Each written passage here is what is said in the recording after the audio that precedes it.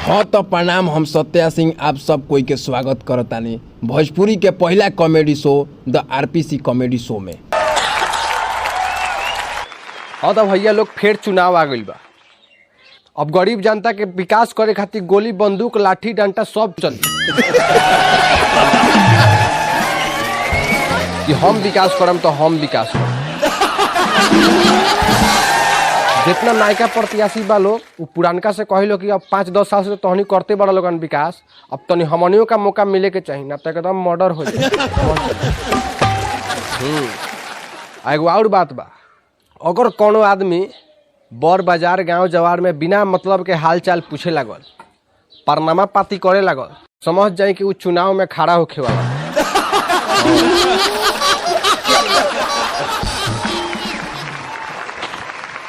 प्रणाम तो प्रणाम, वोट दे हमरा की। ई तो अपने पंचायत की नोखे बुझात। मार सार के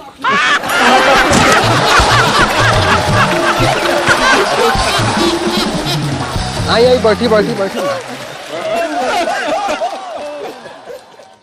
हाँ तो कौना पद से खड़ा बनी रहुआ? मुखिया प्रत्याशी हैं हम। मुखिया, अच्छा तो रहुआ ये बताई कि आखिर रहुआ मुखिया से काहे खड़ा भनी हो? होखे खाई तो रहुआ सरपंच समिति वार्ड कुछ से खड़ा हो सकत नहीं हो। का बोली रे? झूठ बोली, कहीं की सेवा करे के बाद।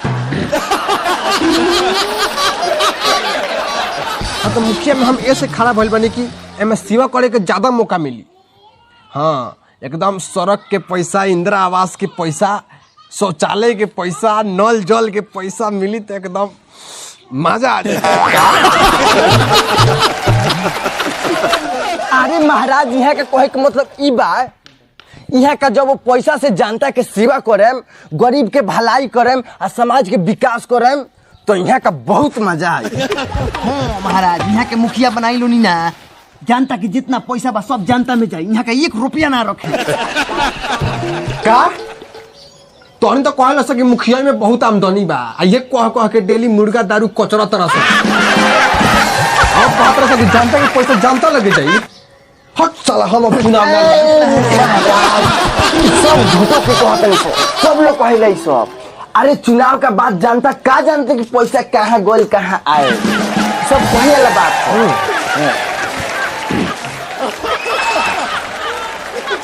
तो अच्छा रहुआ ये बताइए कि अगर रहुआ मुखिया में जीत जाता नहीं तो रहुआ कौन कौन काम करे? काम तो बहुत करे के बा, बहुत काम बाकी बा।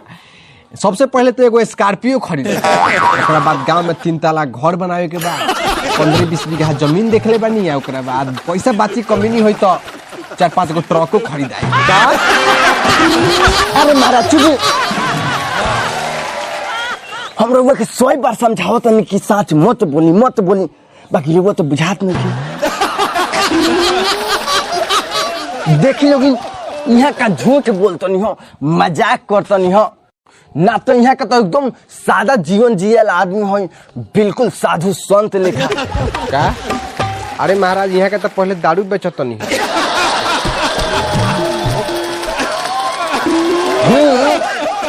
बेचत तो नहीं हो, लेकिन पियत ना रही है। यहाँ का संत आदमी हो, एकदम यहाँ के आंख मूंद के वोट दी लोग। हाँ, आँख खोल कर तो कोई वोट देबो ना करी का ना कुछ। हाँ तो ये कहता नहीं हो, यहाँ के एकदम आंख मूंद के वोट दी लोग। यहाँ का बहुत ईमानदार आदमी हो, यहाँ का कौन स्कॉर्पियो नखे किने के। हमरा स्कॉर्पियो के बारे में कुछ मत कहिए बबू, हम सब कुछ बर्दाश्त करें, लेकिन हमरा स्कॉर्पियो के बारे में कुछ कह देले तो हमरा से बेजाय कोई ना हुई। हाँ साली, यही खातिर मुखिया में खड़ा भइल बनी कि मुखिया बन जाए तो स्कॉर्पियो में बैठ कर ऑर्केस्ट्रा देखे जाए। अब तो इतनी कहता लोगन कि स्कॉर्पियो किनेबे ना करी। हट साला, हम अब चुनाव ना लड़े। ना मुखिया जी छोड़ हमरा के, हम मुखिया ना बने, हम दारू बेच के अपन स्कॉर्पियो किने। हट मुखिया जी।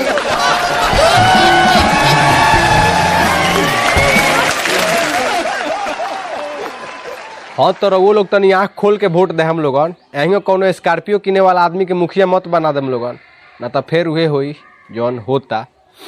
अगर वीडियो अच्छा लागल हो तो एकरा के लाइक करी, कमेंट करके बताई और चैनल के सब्सक्राइब करी ऐसा वीडियो देखे खातिर। शेयर जरूर करें, कोई कोई के देखाई लोगन।